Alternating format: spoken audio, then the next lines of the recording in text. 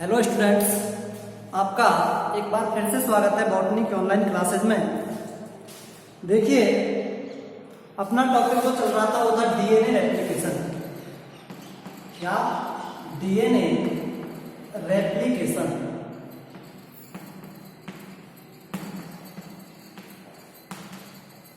अर्थात DNA प्रतिकृतिकरण। DNA प्रतिकृतिकरण। तो ये डीएनए रेप्लिकेशन क्या है, ये हमने कल समझा कि भाई डीएनए के अणु में, किसमें?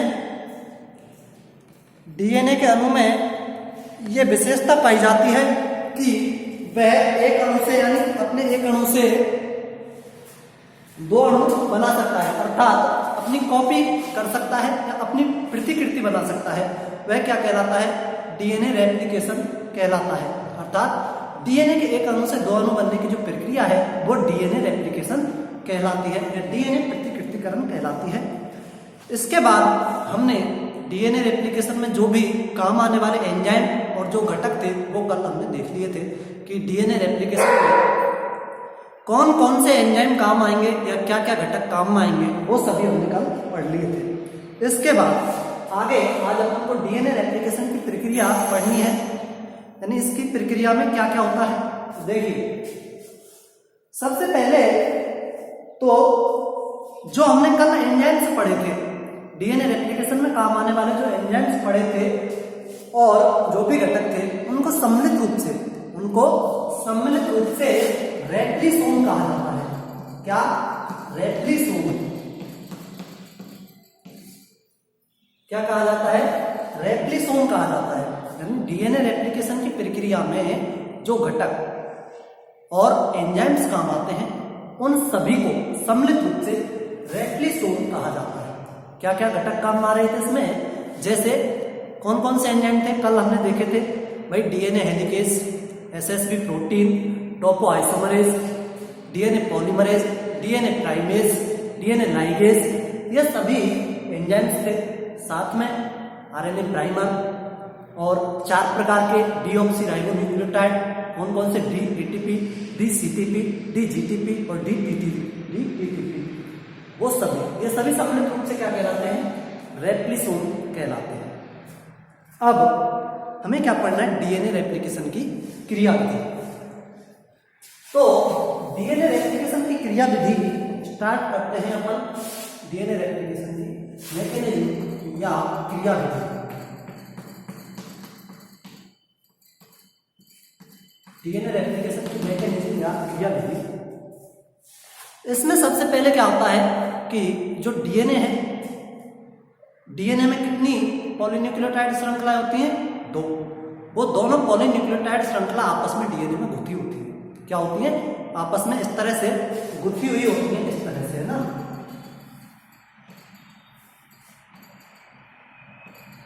डीएनए में 2 पॉलीन्यूक्लियोटाइड श्रृंखला इस तरह से आपस में गुथी हुई होती है। तो सबसे पहला काम क्या है? इस पॉलीन्यूक्लियोटाइड श्रृंखला जो ये गुथी हुई है, इनको किसी विशिष्ट स्थल से, यानी एक विशिष्ट स्थल से इनको खोला जाता है। क्या? इन दोनों श्रृंखलाओं को अलग किया जाता है। कौन से एंजाइम द्वारा? डीएनए हेलिकेज एंजाइम द्वारा। कौन सा एंजाइम? डीएनए हेलिकेज एंजाइम इन दोनों जो पॉलीन्यूक्लियोटाइड श्रृंखला डीएनए में गुथी हुई हैं, इनको पृथक करने का काम करता है, अर्थात डीएनए को विकुंडलित करने का काम करता है। कौन? DNA helicase enzyme. और जब दोनों पॉलीन्यूक्लियोटाइड श्रृंखलाओं को ये डीएनए हेलिकेज एंजाइम पृथक कर देता है, तो एक अंग्रेजी के बाई के समान, एक अंग्रेजी का जो बाई होता है, कैपिटल लेटर, उसके समान एक संरचना बनती है जिसे रेप्लिकेशन फोर्क कहा जाता है। क्या कहा जाता है? रेप्लिकेशन फोर्क कहा जाता है।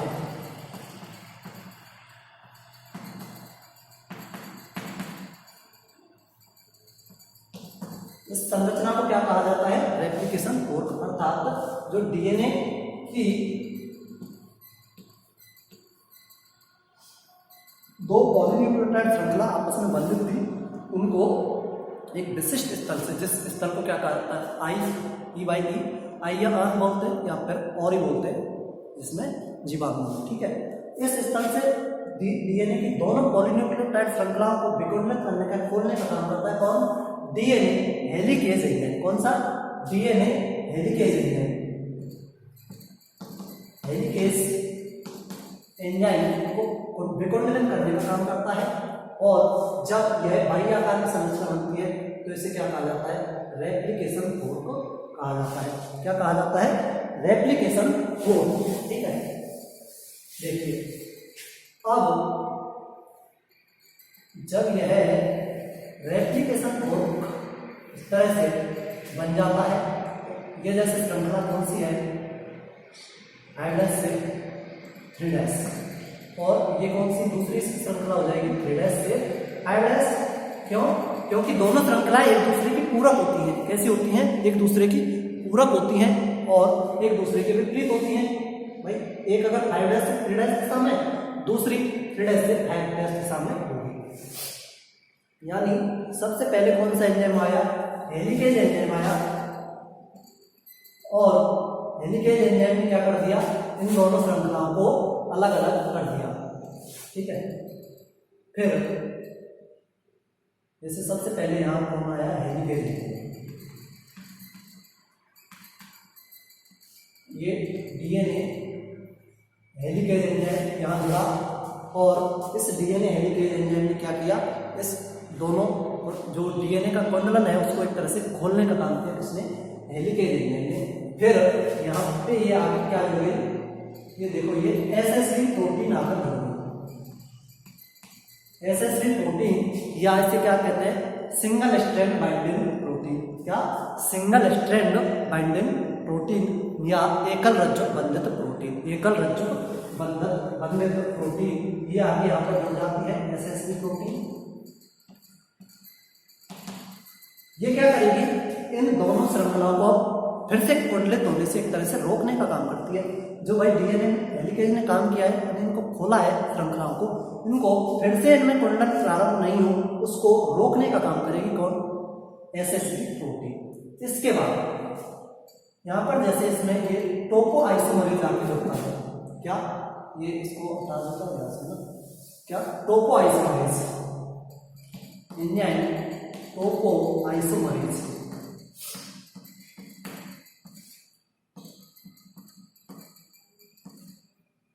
ये टोपो आइसोमरेज आके यहाँ पर जुड़ जाएगा और ये क्या करता है? जो डीएनए की श्रृंखलाएं होती हैं उनमें जो टेंशन है यानी उनमें जो तनाव है उनको निकालने का कार्य करता है फास्फोडाइएस्टर बॉन्ड को तोड़ करके। फास्फोडाइएस्टर बॉन्ड को तोड़ के और उनमें तनाव को कम करने का, तनाव को निकालने का काम करेगा और टोपो आइसोमरेज एंजाइम। और जो दोनों श्रृंखलाओं के बीच हमें पता है क्या पाए जाते हैं? हाइड्रोजन बॉन्ड पाए जाते हैं दोनों न्यूक्लियोटाइड्स के बीच। जो दो श्रृंखलाएं हैं उनके न्यूक्लियोटाइड या जो उनके क्षारक है उनके बीच में क्या पाए जाते हैं? दुर्बल हाइड्रोजन बंध पाए जाते हैं। जैसे एडिनिन और एडिनिन के साथ बॉन्ड कौन बनाएगा? थाइमिन। यानी एडिनिन और थाइमिन इनके बीच में तो दुर्बल 2 हाइड्रोजन बंध पाए जाते हैं, जबकि ग्वानिन और साइटोसिन के बीच में 3 हाइड्रोजन बॉन्ड पाए जाते हैं। क्या? 3 हाइड्रोजन बॉन्ड पाए जाते हैं। तो अब जैसे यहाँ पे जैसे मान लो ये G है तो यहाँ C होगा तो उनके बीच 3 हाइड्रोजन बॉन्ड बनेंगे। यहाँ A है तो और यहाँ T है तो 2 हाइड्रोजन बॉन्ड बनेंगे। तो हेलिकेज ने क्या किया? कुंडला जो इनमें डीएनए में कुंडलन था उसको निकाला, कुंडलन को हटाया और जो इनके बीच में बंध है इनको काटने का कौन काम करता है? Nucleus enzyme. कौन सा? न्यूक्लियस एंजाइम आएगा और इन बंधों को तोड़ देगा। यहाँ तक तो भाई ये बंध बने हुए हैं ना, यहाँ तक। अब ये टूटे कहाँ से? यहाँ से टूट गए और दोनों श्रृंखलाएं एक दूसरे से दूर हट गई, दोनों दूर दूर हो गई।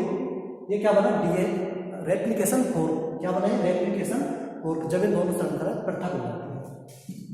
अब यहाँ पर टोपो आइसोमरेज आ गया और इसने क्या किया? प्रत्येक श्रृंखला का जो तनाव है उसको निकालने का काम किया। इसके बाद अब कौन आएगा? एसएसबी प्रोटीन आएगी। एसएसबी प्रोटीन ने ये दोनों को पृथक करने का काम करती है।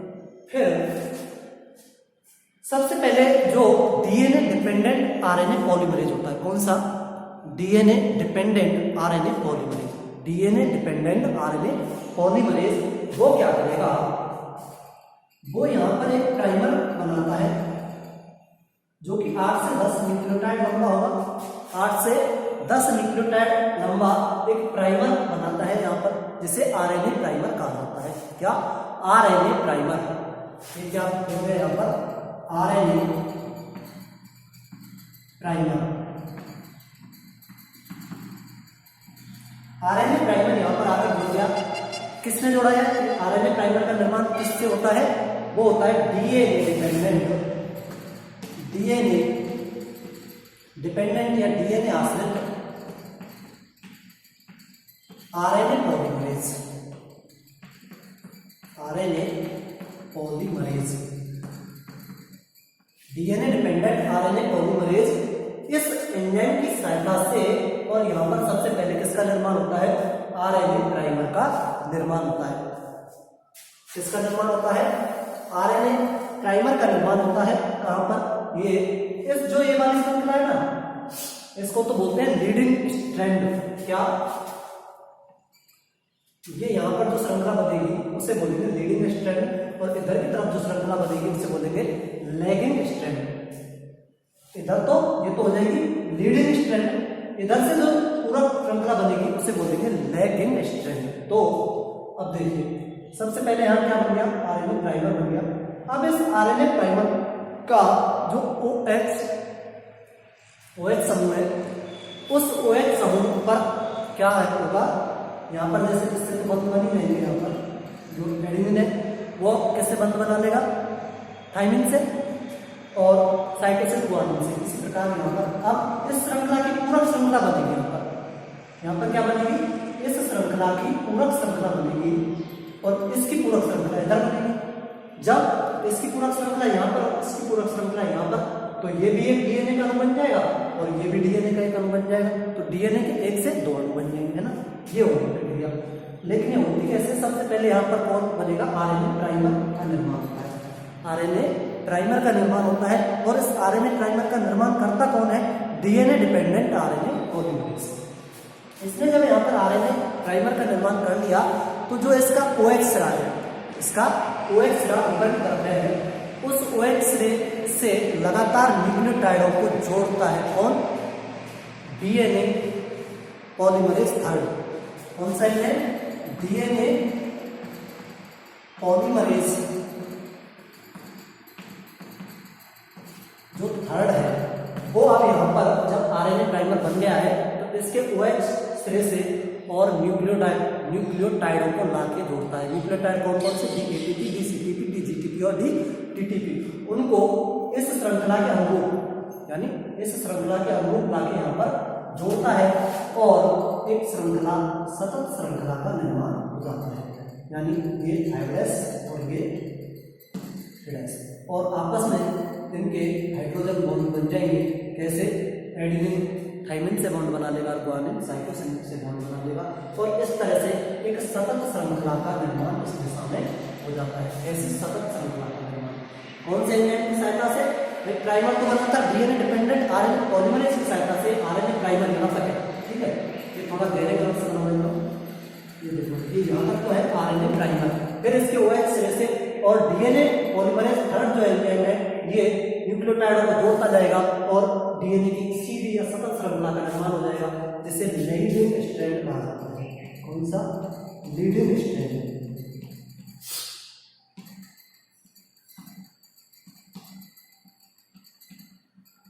क्या कहेंगे इसको? लीडिंग स्ट्रैंड कहेंगे। और ये 5' दिशा से 3' दिशा में होता है। 5' से 3' दिशा में होगा।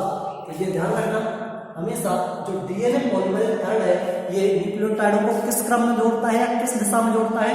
ध्यान रखना, यह डीएनए पॉलीमरेज थर्ड हमेशा न्यूक्लियोटाइडों को 5' से 3' दिशा में जोड़ता है। किस दिशा में? 5' से 3' दिशा में जोड़ता है। इस तरह से ये तो सतत श्रृंखला का निर्माण हो जाएगा। लेकिन अभी तो मैं बताया कि डीएनए पॉलीमरेज थर्ड एंजाइम में यह है हमेशा न्यूक्लियोटाइडों को 5' से 3' दिशा में जोड़ता है ना? तो अब इसकी काम से, जैसे ये 5' इधर होगा और इसका 3' इधर, तो जो इधर जो श्रृंखला बनेगी, अब ये अगर जैसे अपन इधर से जोड़े तो क्या हो जाएगा? ये 5' से 3' और ये 5'। लेकिन इस डीएनए पॉलीमरेज थर्ड विशेषता क्या है? ये 5' से 3' की तरफ जुड़ेगा, तो इधर से तो इस श्रृंखला का निर्माण हो नहीं सकता, क्योंकि इसकी विशेषता ये है कि ये 5' से 3' के साथ जुड़ेगा, इधर से इधर तो ये जोड़ नहीं सकता। तो इस दूसरी श्रृंखला का निर्माण कैसे होगा? इधर से इधर होगा। जब इधर से इधर होता है तो क्या होता है कि इधर ऊपर की तरफ से बंधन खुले हैं नहीं, तो यहाँ पर जो प्राइमर बनते हैं, जो आरएनए प्राइमर बनते हैं, वो बार बार बनते हैं। कैसे? जैसे यहाँ पर अब मान लो यहाँ तक श्रृंखला खुल गई तो यहाँ आरएनए प्राइमर बन गया, इसके बाद जैसे ही ऊपर की तरफ और खुलेगी तो फिर आरएनए प्राइमर बनेगा। इधर तो भाई खुली हुई श्रृंखला मिली थी इसको, तो आरएनए प्राइमर यहाँ बन गया और सीधी श्रृंखला चलती रहेगी। लेकिन अब जैसे यहाँ तक खुला तो यहाँ पे प्राइमर का निर्माण हुआ, किसका? आरएनए प्राइमर का निर्माण यहाँ हो गया। अब यहाँ हो गया तो इधर तो ये बना लेगा, लेकिन इधर से फिर दोबारा आरएनए प्राइमर का निर्माण होगा, है ना? फिर से जैसे श्रृंखला खुलेगी फिर आरएनए प्राइमर का निर्माण होगा। तो जो ये लैगिंग स्ट्रैंड है, जो ये लैगिंग स्ट्रैंड बनेगा, इसमें कई लगातार जैसे जैसे श्रृंखला खुलती जाएगी वैसे वैसे आरएनए प्राइमर का निर्माण होता जाएगा, क्योंकि इसको खुली श्रृंखला नहीं मिल पाती। तो इधर कई आरएनए प्राइमर आके जुड़ते हैं और फिर डीएनए पॉलीमरेज थर्ड के द्वारा जो डीएनए का निर्माण होगा वो खंडों में होता है, क्योंकि कई आरएनए प्राइमर आके जुड़ेंगे और खंडों में निर्माण होता है। उन खंडों को ओकाजाकी खंड कहा जाता है। क्या कहा जाता है? ओकाजाकी खंड। अच्छा, जैसे ये यहाँ पे श्रृंखला खुली तो यहाँ पर जो आरएनए पॉलीमरेज आरएनए प्राइमर, सबसे पहले किसका निर्माण होता है? प्राइमर का। जैसे यहाँ पे हुआ था आरएनए प्राइमर का, ऐसे ही आरएनए प्राइमर का निर्माण यहाँ पर होगा। वो किस एंजाइम से होता है?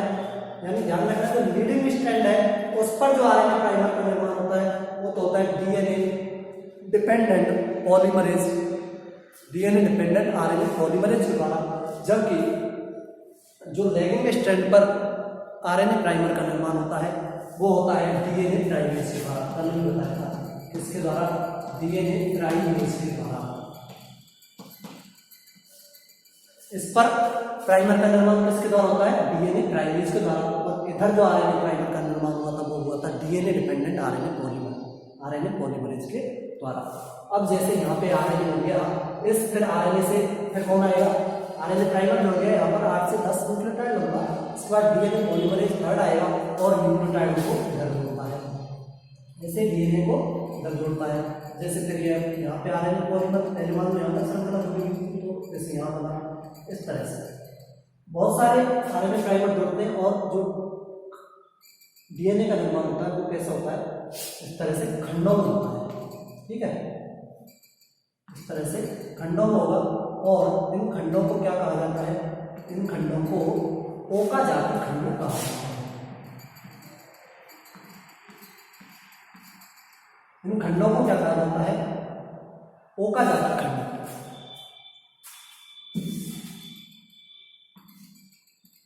इन खंडों को ओकाजाकी खंड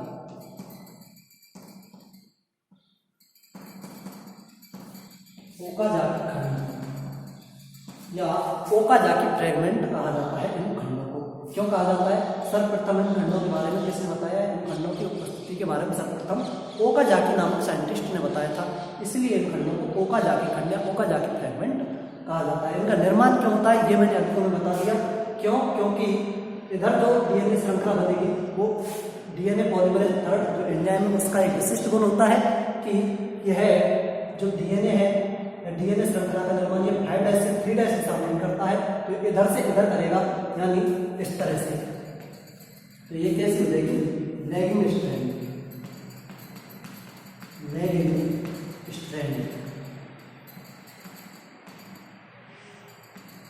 इसलिए अब ये 5' से 3' दिशा में ही करेगा, तो इधर इसको श्रृंखला खुली नहीं मिल पाती, इसलिए बार बार आरएनए प्राइमर बनते हैं। इस कारण से यहाँ पर जो डीएनए का निर्माण होता है वो कैसे होता है? खंडों में होता है। ये खंडों में होता है। इस तरह से इधर तो बन जाती है श्रृंखला, इधर बनते हैं ओकाजाकी खंड। अब क्या होगा?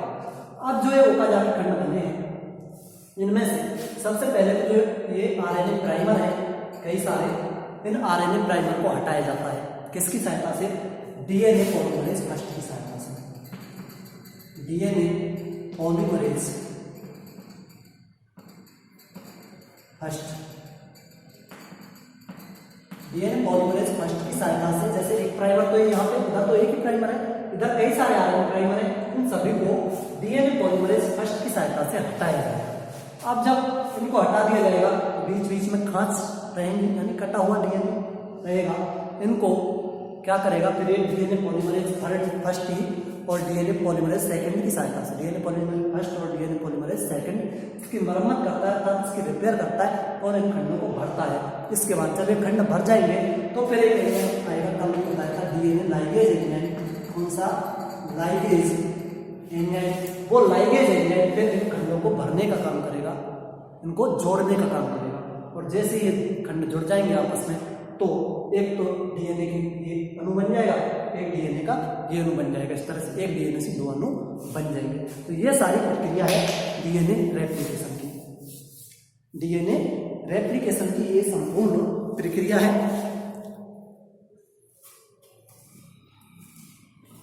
ये डीएनए रेप्लिकेशन एक बार फिर से बता देता हूं। देखिए सबसे पहले क्या होगा, डीएनए का विकुंडलन होगा, डीएनए का विकुंडलन होगा किसकी सहायता से? डीएनए हेलिकेज एंजाइम की सहायता से। हेलिकेज एंजाइम जब इसको खोल देगा कुंडलन को तो एसएसपी प्रोटीन आकर जुड़ती है। एसएसपी प्रोटीन इन दोनों श्रृंखलाओं को दूर दूर रखने का काम करती है और इस तरह से एक रेप्लिकेशन फोर्क का निर्माण होता है। किसका? रेप्लिकेशन फोर्क का निर्माण होता है। इसके ऊपर यहाँ पर टोको आइसोमरेज आके जुड़ेगा और टोको आइसोमरेज एंजाइम है ये इस श्रृंखला के तनाव को निकालता है, इसकी टेंशन को निकालता है, फॉस्फोडाइएस्टर बॉन्ड को तोड़ के कल भी तुम्हें बताया था। इसके बाद क्या होगा, डीएनए डिपेंडेंट आरएनए पॉलीमरेज की सहायता से, डीएनए डिपेंडेंट आरएनए पॉलीमरेज की सहायता से यहाँ पर आरएनए प्राइमर का निर्माण होता है जो कि 8 से 10 न्यूक्लियोटाइड लंबा होता है। इस आरएनए प्राइमर के OH सिरे से ये क्या करेगा, डीएनए पॉलीमरेज थर्ड एंजाइम में ये न्यूक्लियोटाइडों को लाकर जोड़ता है इस श्रृंखला के अनुरूप। जैसे यहाँ पे एडेनिन है तो एडेनिन के सामने कौन आएगा? थाइमिन। अगर यहाँ C है तो C के सामने साइटोसिन है तो साइटोसिन के सामने ग्वानिन। यानी इस श्रृंखला के बिल्कुल पूरक न्यूक्लियोटाइडों को लाकर यहाँ पर जोड़ता जाता है और एक सीधी श्रृंखला बनती है जिसे लीडिंग स्ट्रैंड कहते हैं। ये 5' से 3' दिशा में होती है। तो ये ध्यान रखना डीएनए पॉलीमरेज जो थर्ड है ये हमेशा जो न्यूक्लियोटाइड है उनको हमेशा 5' दिशा से 3' दिशा में जोड़ता है। ऐसे ही इधर इसको श्रृंखला खाली नहीं मिल पाती, इसलिए यहाँ पर बहुत सारे आरएनए प्राइमर बनते हैं। जैसे इधर यहाँ तक कुंडलन इसको खुलेगा तो फिर यहाँ पे आरएनए प्राइमर जुड़ेगा इसका नीचे ना। तो इधर जो लैगिंग स्ट्रैंड है इस पर लीडिंग का मतलब होता है पूर्वगामी और इसको पश्चगामी बोलते हैं ना। तो यहाँ पर जो आरएनए प्राइमर बनते हैं वो बनते हैं डीएनए प्राइमेज एंजाइम की सहायता से, डीएनए प्राइमेज एंजाइम की सहायता से। फिर डीएनए पॉलीमरेज थर्ड इधर भी ऐसे न्यूक्लियोटाइडों को लाना कर जोड़ता है और इधर जो डीएनए का निर्माण होगा वो खंडों में होता है। डीएनए का संश्लेषण कैसे होता है? खंडों में होता है। इन खंडों को ओकाजाकी खंड कहा जाता है क्योंकि सर्वप्रथम इनके बारे में ओकाजाकी नहीं बताया था। फिर जब ये ओकाजाकी फ्रेगमेंट्स या ओकाजाकी खंड बन जाते हैं तो यहाँ से आरएनए प्राइमर है, इधर भी आरएनए प्राइमर है। इन आरएनए प्राइमर्स को हटाने का काम करता है और डीएनए पॉलीमरेज फर्स्ट जब इन आरएनए प्राइमर को हटा देगा तो जो बचे हुए खांच रहेंगी अर्थात बीच बीच में जो खाली स्थान रहेगा उसको डीएनए पॉलीमरेज फर्स्ट और डीएनए पॉलीमरेज सेकंड की सहायता से भर दिया जाएगा। फिर जो खंड भर जाएंगे उनको जोड़ने का काम करेगा कौन? डीएनए लाइगेज एंजाइम, अर्थात एक तरह से गोंद का काम करता है, इनको चिपकाने का काम करता है और डीएनए लाइगेज एंजाइम। और जैसे ही डीएनए लाइगेज एंजाइम को जोड़ देगा तो इधर एक डीएनए का अणु बन गया, इधर दूसरे डीएनए का अणु बन गया। ये डीएनए रेप्लिकेशन की संपूर्ण प्रक्रिया है। इसे अर्ध संरक्षित विधि कहते हैं, वो अपन कल पढ़ेंगे। अर्ध संरक्षित विधि क्यों कहते हैं थोड़ा सा अभी बता देता हूँ तुमको। क्योंकि एक श्रृंखला ये तो रहती है पूर्ववर्ती यानी पैतृक श्रृंखला, इस श्रृंखला का हुआ है नया निर्माण। तो इस डीएनए का अणु, ये देखो दोनों डीएनए का अणु अलग अलग हो जाएंगे, ये वाला इधर हो जाएगा दूसरा उधर हो जाएगा। तो इस डीएनए में एक श्रृंखला कैसी है? एक श्रृंखला तो पुरानी है और दूसरी पॉलीन्यूक्लियोटाइड श्रृंखला कैसी है? नई। ऐसे ही इसमें एक पुरानी होगी और एक नई होगी, इसलिए इसको सेमी कंजर्वेटिव या अर्ध संरक्षित विधि कहा जाता है। क्या कहा जाता है? सेमी कंजर्वेटिव या अर्ध संरक्षित विधि कहा जाता है। इसको अपन पढ़ेंगे कल कि इसकी सेमी कंजर्वेटिव विधि क्या है। तो थोड़ा सा यह मैंने बता दिया कि इसको सेमी कंजर्वेटिव या अर्ध संरक्षित विधि क्यों कहा जाता है। आज के लिए बस इतना ही। बहुत बहुत धन्यवाद। Thank you.